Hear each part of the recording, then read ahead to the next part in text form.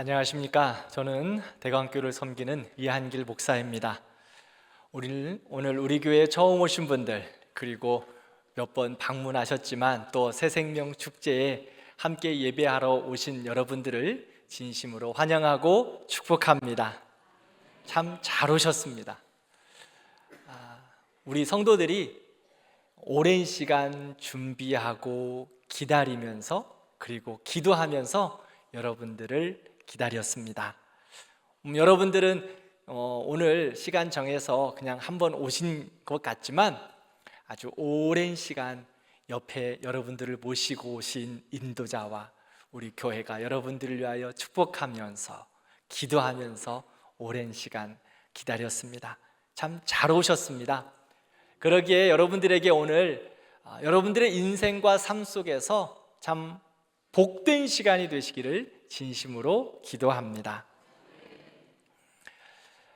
새로 오신 여러분, 그 예배의 자리가 조금은 낯설지요? 누구나 새로운 곳에 가면 좀 어색하고 낯설기도 합니다. 그러나 이왕 오늘 이 예배에 함께 하셨으니 닫힌 마음이 아니라 열린 마음으로 찬양도 들으시고 말씀도 들으시고 기도도 들으시고 또 함께 동참하시면서 예배하면서 하나님께서 주시는 은혜가 이런 거구나 함께 느껴지는 시간이 되기를 바랍니다. 더 나아가서 영원한 생명이신 예수 그리스도를 여러분들의 삶의 주인으로 인정하고 또 고백하면서 천국의 기쁨을, 천국의 영광이 여러분들의 은혜와 영광이 되기를 진심으로 바랍니다.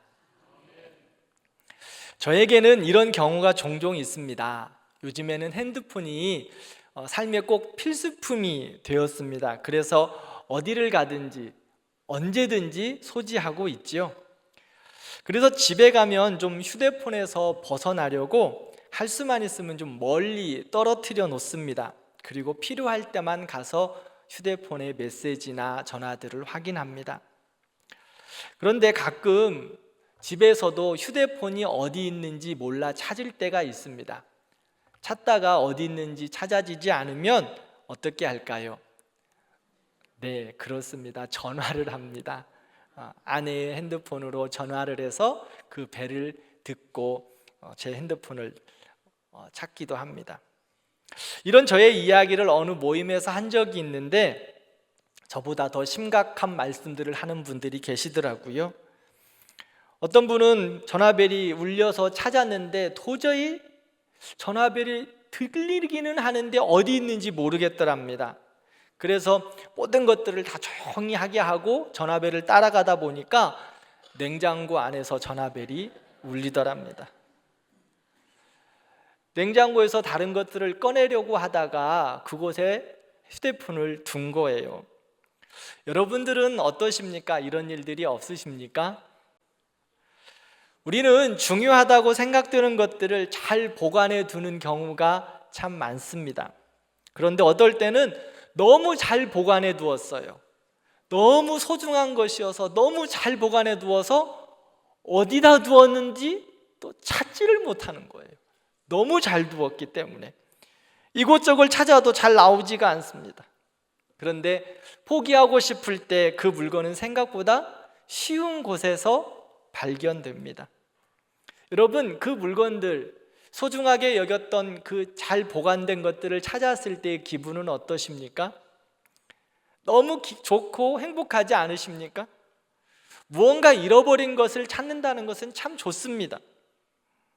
사랑하는 여러분, 작은 물건 하나, 소중한 물건 하나도 찾는 데 있어서 그렇게 큰 기쁨이 있다면 하물며 사랑하는 사람, 내가 가장 좋아하는 친구, 내가 가장 좋아하는 우리 형제들을 예수 그리스도 안에서의 그 찾는 기쁨, 영혼을 찾는 기쁨, 여러분 그 기쁨은 어디에다도 비교할 수 없는 행복하고 영광스러운 기쁨이 될 것입니다. 성경책에 누가복음이라는 내용이 있는데요, 오늘 여러분들이 함께 읽었던 내용입니다. 15장을 보면 예수님께서 세 가지 비유를 하고 계세요. 잃은 양의 비유, 잃은 드라크마의 비유, 그 다음에 잃은 아들의 비유입니다. 이 드라크마는 신부가 결혼을 할 때 준비해 가는 그러한 뭐라고 그럴까, 지참금이라고 그럴까요? 중요한 그 모습, 중요한 것이었어요. 그래서 잃은 양, 잃은 드라크마, 잃은 아들의 비유를 통해서 하나님이 찾으시는 것을 이야기하고 있습니다. 예수님께서 이 비유를 하신 이유가 뭐냐면, 당시 종교 지도자들이 있었는데 그들은 예수님께서 죄인들과 세리들과 함께 식사하는 것, 예수님께서 죄인들을 찾아가서, 어려운 자들을 찾아가서, 낙심한 자들을 찾아가서 식사하고 계셨어요. 그런데 종교 지도자들은 그거를 싫어합니다. 어떻게 예수님이 죄인들과 식사를 할 수 있니? 어떻게 예수님이 그들을 찾아가서 만날 수 있어? 라고 예수님을 비난하고 있었습니다. 그때 예수님께서 그들에게 잃은 양의 비유로 말씀하고 계십니다. 어느 목장에 100마리의 양이 있습니다. 그런데 어느 날 한 마리의 양이 보이지 않습니다. 목자는 자기의 양의 형편과 처지를 다 알기 때문에 그 양이 없으면 확연하게 아는 거예요. 그래서 한 마리씩 세어봅니다. 하나, 둘, 셋, 98, 99. 한 마리가 부족해요. 자기가 보았을 때 없는 그 양이 여전히 보이지 않는 겁니다. 내가 잘못 세었나? 하고 다시 세어봅니다. 하나, 둘, 셋, 넷, 98, 99. 한 마리의 양이 없습니다. 그 순간 목자는 마음이 철렁 내려앉습니다. 왜 그럴까요? 왜냐하면 양은 시야가 아주 좁습니다. 그리고 전투력도 없습니다. 방어력도 없습니다. 그래서 양들은 서로를 의지하고 무리지어 살아야만 합니다. 양은 목자를 떠나서는 살 수가 없습니다. 길은 잃은 양은 짐승들의 표적이 될 수도 있고 낭떠러지에 떨어지기도 합니다. 그래서 양들은 목자가 항상 지켜줘야 하고 인도해 줘야 합니다. 그래야 양들은 생명을 보장할 수 있습니다. 그것을 알기에 목자는 한 마리의 양도 그냥 둘 수가 없는 거예요. 그런데 지금 한 마리의 양이 없습니다. 목장 안에 99마리가 안전하게 있지만 한 마리의 양이 없어 목자는 그 한 마리의 양을 찾아 떠납니다. 산으로, 골짜기로, 어두운 숲속으로 들어가 양을 찾습니다. 바람이 불고 비바람이 쳐도, 길이 험해도, 어떠한 어려움이 있더라도 그것을 다 감수하고 잃은 양을 찾으려고, 찾을 때까지 끝까지 멈추지 않고 양을 찾습니다. 목자는 절대로 양을 포기하지 않습니다. 성경은 목자의 이러한 모습을 이렇게 말합니다. 그 잃은 것을 찾아내기까지 찾아다니지 아니하겠느냐. 사랑하는 여러분, 여기서 말하는 목자는 하나님 아버지를 말하고 있습니다. 하나님 아버지의 마음입니다. 그분은 우리를 향하여 찾을 때까지 끝까지 포기하지 않고 우리를 찾으십니다. 하나님은 우리를 한 번도 잊으신 적이 없습니다. 때로는 우리가 죄로 인하여서 주님을 멀리할 때도 있었지만 주님은 여전히 그 모습 가운데서도 우리를 찾고 또 찾고 또 찾으셨습니다. 그렇다면 우리 하나님 아버지께서 우리를 이렇게 찾고 또 찾으시는 이유가 무엇일까요?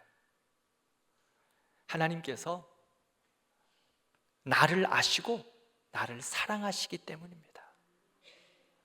목자가 내 양을 아는 것처럼 하나님께서 우리를 아시는 거예요.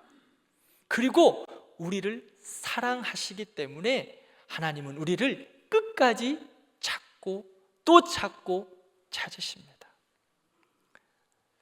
목자는 100마리의 양이 있지만 모두가 다르고 소리도 다르고 행동도 다르기에 그 양의 다름을 통해서 이름도 짓고 형편에 맞게 돌보고 먹이고 사랑으로 키웠습니다. 그래서 많은 양이 있지만 그 중에 한 마리가 없어도 목자는 어느 양이 없는지 너무 잘 알고 있어요. 100마리의 양 모두에게 사랑과 관심과 애정이 가득하다는 것입니다. 왜냐하면 그 양들은 목자에게 모두 소중한 존재이기 때문입니다. 하나님께서 우리를 부르실 때 하나님은 우리를 그렇게 소중한 자라고 말씀하십니다. 존귀한 자라고 우리를 말씀하십니다. 세상이 볼 때는 뭐라고 이야기하는지 모르지만 하나님이 우리를 향한 마음은, 우리를 향하여서 보시는 그 뜻은 우리에게 가장 존귀함으로 너희를 본다, 내가 너희를 가장 사랑한다 말씀하는 겁니다. 그것이 바로 하나님이 나를 아신다라는 표현으로 오늘 성경은 기록하고 있습니다. 하나님의 사랑하는 양이기에 하나님이 나를 아시는 거예요. 성경을 보면 시편에 여호와께서 주께서 나를 살펴보셨으므로 나를 아신다라고 말합니다. 나의 형편과 생각과 마음과 뜻과 기쁨과 슬픔과 모든 것들을 살피시면서 주님께서 나를 안다라고 말씀합니다. 그러면 나의 슬픔을 있을 때도 하나님은 나를 사랑하시고, 내가 기쁠 때도 나를 사랑하시고, 내가 조금은 떨어져 있지만 그때도 하나님은 나를 사랑하시고 여전히 나를 바라보시면서 찾고 또 찾으시며 사랑으로 함께 하시는 분이십니다. 사랑하는 성도 여러분, 하나님이 그렇게 나를 아시며 보시기에 어떻게 하실까요? 하나님이 나를 그렇게 사랑하시는데 하나님은 그 사랑을 어떻게 우리에게 표현하실까요? 저는 남매를 키우고 있습니다. 제가 아이들을 키우면서 바라는 기대치도 있고 그들도 소망하고 기도하는 것이 있습니다. 그런데 기도하는 대로 또 기대하는 바대로 소망하는 것처럼 계획에 딱딱 맞게 들어맞는 일들은 그렇게 많지 않습니다. 때로는 실패도 있고 어려움도 있고 눈물도 있었습니다. 지금도 여전히 진행 중입니다. 그러나 부모이기에 자녀들을 바라보면서 자녀들의 편에 서서 이해하고 받아주고 격려하려 합니다. 그렇지 않을 때도 많지만요. 제가 이 설교 본문을 이렇게 오늘 하기 전에 집에서도 읽고 사무실에도 읽고 하거든요. 이 본문을, 이 설교 내용을 제가 읽는 것을 우리 딸이 들었습니다. 가만히 듣고 있더만, 아빠, 그렇지 않을 때도 많지만요, 이것이 아니라 그렇지 않을 때가 더욱 많지만요, 이렇게 표현해 달라고 하더라고요. 저는 자녀의 편에 서서 이해하고 받아주고 격려하려고 많이 한다고 하는데도 자녀들의 편에서는 아닌 것 같아요. 모든 부모들은요, 자녀들이 넘어지면 달려가 일으켜줍니다. 울면 함께 울어주고, 좋은 일이 있으면 함께 웃고, 아프면 함께 아파합니다. 그런데 사람이기에 아무리 이해하려고 해도 그들의 깊은 것, 내 뱃속에서 난 자녀이지만 내가 그들을 다 이해하고 다 해줄 수가 없습니다. 왜 그럴까요? 안다고 하지만 그들의 정말 깊은 것까지 다 해결해 줄 수 없다는 거예요. 다 알 수 없어요. 왜 그렇습니까? 인생은 한계가 있기 때문입니다. 그게 사람들의 한계입니다. 그러나 하나님 아버지는 한계가 없으십니다. 무한하신 분입니다. 그의 사랑은 끝이 없습니다. 지혜와 능력이 무궁하십니다. 그러므로 우리 하나님은 우리를 아신다 말씀합니다. 그 아심은 우리의 삶의 모든 것을 이해하신다고 말씀하는 거예요. 때로는 우리의 괴로움과 답답함도 아시며 그대로 두지 않으십니다. 우리의 기쁨을 아시고 같이 기뻐해 주십니다. 우리가 아파할 때 하나님 가장 먼저 아파하십니다. 왜 이렇게 하나님이 아파하고 기뻐하고 우리와 함께 하실까요? 하나님이 우리를 아시기 때문이에요. 우리를 사랑하시기 때문입니다.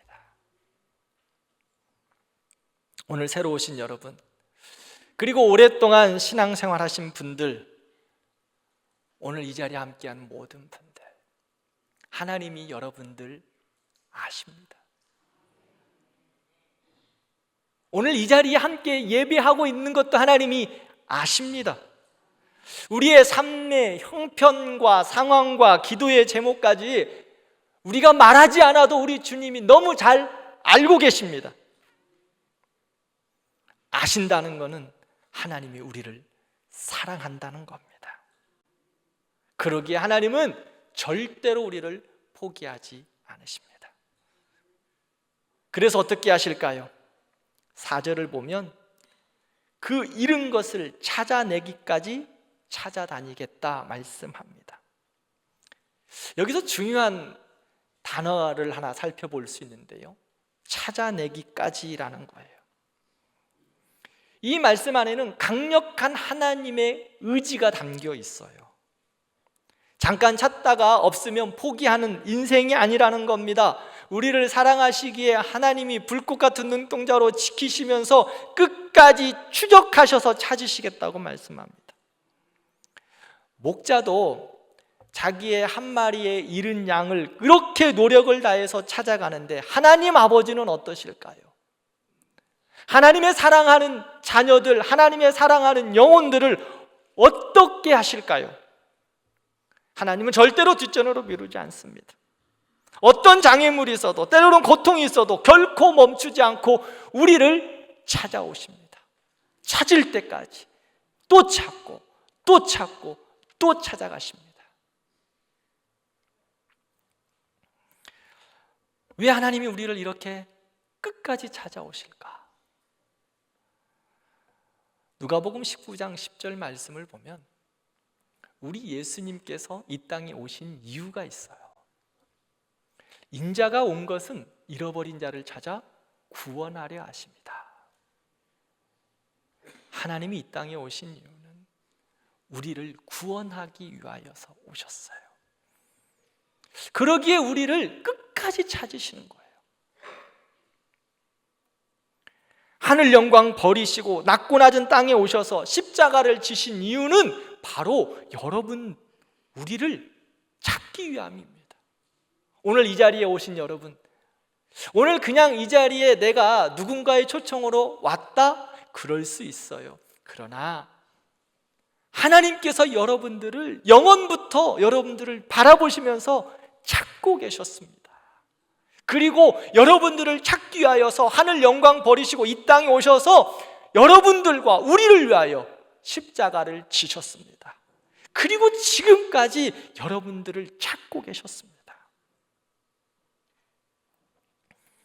오늘 오신 분들, 아마 친구들, 형제들, 지인들이 여러분들에게 참 몇 주 전부터, 아니 몇 달 전부터 야, 신앙생활 한번 해보자, 우리 교회 가자, 또 특별히 몇 주 전부터는 새생명 축제라는 거 하는데 우리 교회 좀 같이 가보지 않겠니? 많이 권유하고 또 그렇게 우리 성도들이 여러분들에게 말씀을 했을 겁니다. 그런 분들 중에서 어쩌면 이런 생각이 들 수도 있어요. 오늘 이 자리에 온 것이 그 친구 얼굴 봐서 한 번은 가줘야지, 그렇죠? 아마 그렇게 오신 분도 계실 겁니다. 그리고 나는 그냥 뭐 어쩌다 한번 또 오늘 좋은 거 한다고 그러니까 교회 가서 또 좋은 말씀 한번 들어보자, 그렇게 오신 분들도 계실 겁니다. 그러나 눈에 보이는 이유는 사람 때문에 그럴 수도 있습니다. 뭐 친구의 권유, 또 동료의 권유 때문에 못 이겨서 그렇게 오셨을 수도 있습니다.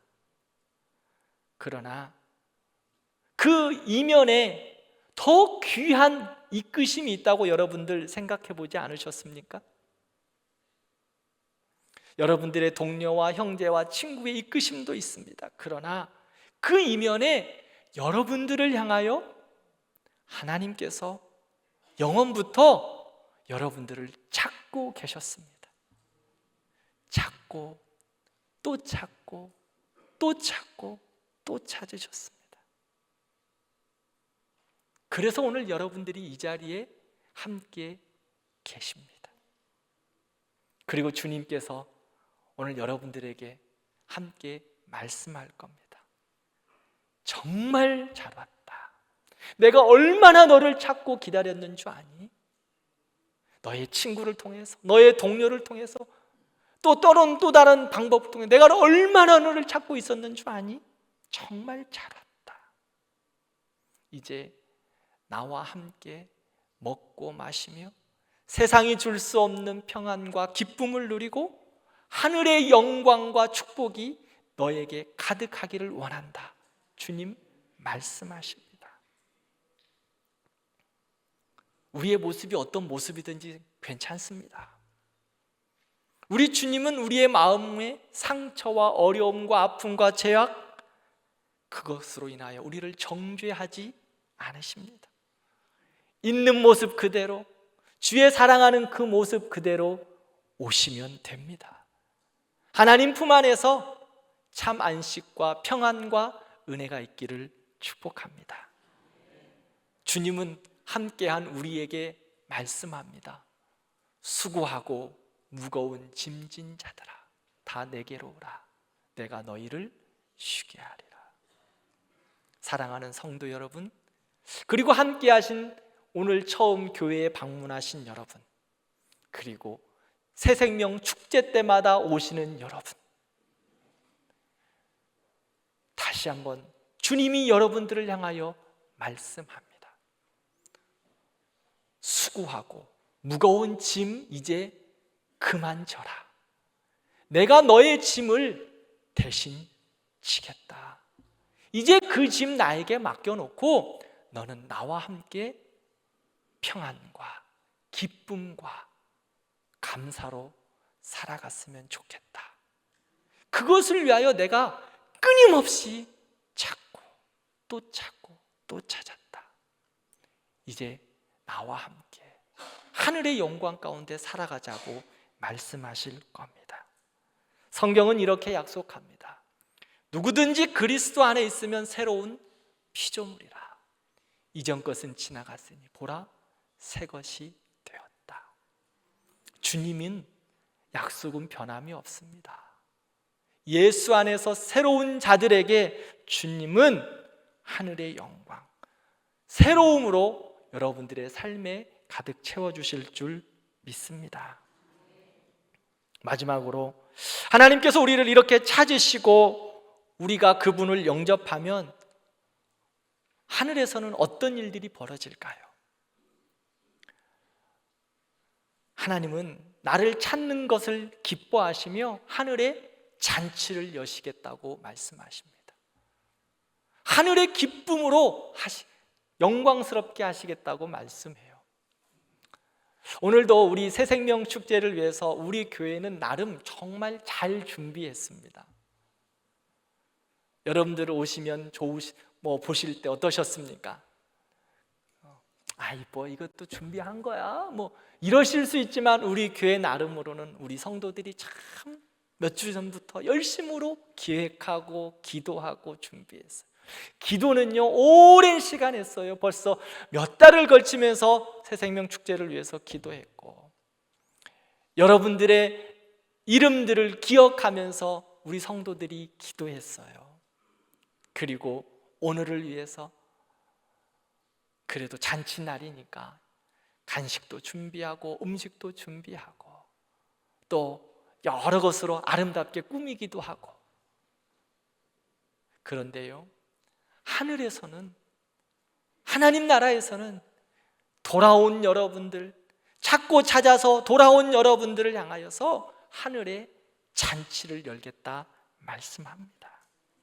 5절 6절을 보면 목자가 잃었던 양을 찾았을 때 어떻게 합니까? 기뻐 어깨에 메고 돌아와서 친구와 이웃을 불러 함께 즐겼다. 내가 잃은 양을 찾았다라고 말씀합니다. 여기서 어깨에 맸다라는 말은요, 여러분들 우리 아버지들 어렸을 때, 우리 아이들이 어렸을 때 어땠습니까? 아이들을 목마 태우셨죠? 그렇게 안 키우셨습니까? 아이들 목마에 태우면 애들은 어떻습니까? 어렸을 때 목마에 태우면 아이들은 너무 좋아요. 높은 여기에 있지만 아빠의 그 어깨 위에 앉아서 아빠가 손을 잡아주면 그 자리는 너무 편안한 겁니다. 너무 안정적이에요. 기뻐서 우리 주님께서 양을 찾은 그 기쁨으로 양을 어깨에 메었어요. 어깨에 메었어요. 너무 좋아서. 그리고 어땠습니까? 친구들과 마을 사람들을 불러 잔치를 여셨어요. 축하를 합니다. 웃음이 있습니다.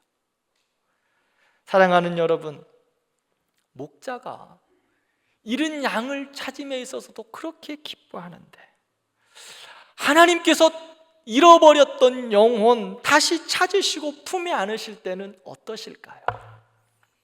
하늘에서는 기뻐 잔치를 베푼다라고 말합니다. 7절을 보면 죄인 한 사람이 회개하면 하늘에서는 큰 기쁨이 있다고 성경은 말합니다. 여기서 큰 기쁨이라는 것은 이 다른 표현으로 보면 천사들의 춤, 함성, 기쁨의 함성, 이렇게 다른 표현을 볼 수 있어요. 자, 하나님 아버지께로 잃어버린 양을 찾아 돌아왔을 때 하나님의 품으로 돌아오는 그 순간 천국에서는 어떨까요? 박수 소리와 함께 큰 함성이 외쳐지면서 할렐루야 하면서 찬송하고 잔치가 베푸는 거예요. 천사들은 어떨까요? 천사들은 춤과 노래로 화답할 것입니다. 하나님 아버지가 환하게 웃고 계시죠? 사랑하는 여러분, 오늘 이 시간이 바로 그러한 시간이 되기를 바랍니다. 마음 문을 열고 예수님을 영접하면 그 기쁨의 잔치가 열리게 되는 겁니다. 또한 예수님을 영접하면 죄에서 자유하게 되고 세상의 두려움과 아픔에서 감당할 새 힘이 생기고 삶의 이유와 목적이 분명해집니다. 그리고 더 이상 혼자가 아닙니다. 하나님이 우리 아버지 되시고 예수님께서 우리의 목자가 되셔서 우리의 삶과 모든 것에 함께 동행하시고 인도해 주실 줄 믿습니다. 사랑하는 여러분, 하나님은 우리를 찾아내기까지 찾으십니다. 왜 이렇게 찾으실까요? 우리를 향한 사랑이 끝이 없기 때문입니다. 하나님이 우리를 사랑하시기 때문이에요. 그러기에 오늘 또 찾고 또 찾고 또 찾으십니다. 그렇게 찾은 여러분들과 우리를 향하여서 우리 옆에서 우리의 마음의 문을 두드리고 계십니다. 이제는 우리가 반응해야 될 때입니다. 주님이 우리를 찾고 찾고 또 찾아서 주님과 함께하고 있습니다. 그 옆에서 우리의 마음 문을 향하여 주님이 이제는 두드리십니다. 마음 문을 열고 예수 그리스도를 영접하라고. 너를 찾고 찾고 또 찾은 하나님 아버지를 영접하여 너의 구원자로 삼으라고.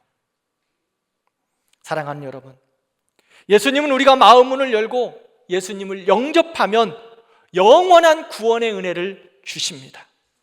그리고 세상이 알 수 없는 평안과 기쁨과 행복함을 주신다고 말씀합니다. 그러면 내가 마음 문을 열고 예수님을 영접한다는 것이 무엇일까요? 예수님을 나의 구원자로 인정하고 믿겠다고 고백하는 겁니다. 내가 예수님을 믿습니다 고백하는 거예요. 그것이 영접하는 겁니다. 성경에 보면 마음문을 열어서 예수님을 믿고 입으로 시인하면 구원에 이른다고 말씀합니다.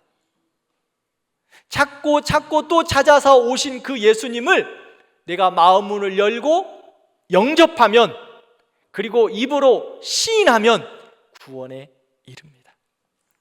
이 시간 우리 예수님께서 우리의 마음문을 두드리고 계십니다. 주저하거나 두려워하실 필요 없습니다. 내 모습을 보니 내가 하나님의 자녀가 되고 하나님의 사랑을 받아도 되나 하는 마음이 있을지 모르지만, 주님은 우리의 있는 모습 그대로 주 앞에 나오기를 원하십니다. 그리고 문 밖에서 두드리십니다. 그 예수님을 받아들이는 우리 모든 성도들과 특별히 오늘 처음 예배당에 오신 여러분들 되기를 축복합니다. 그러면 구원의 은혜를 주께서 선물로 주십니다. 사랑하는 여러분, 이 시간 우리의 삶 속에서 믿음의 반응이 있기를 바랍니다. 이 시간 예수님이 우리의 옆에서 문을 두드리실 때 예수님이 나의 구원자가 되어 주십시오. 예수님이 나의 인생의 구원자가 되어 주십시오 라는 고백이 우리들의 고백이 되기를 바랍니다.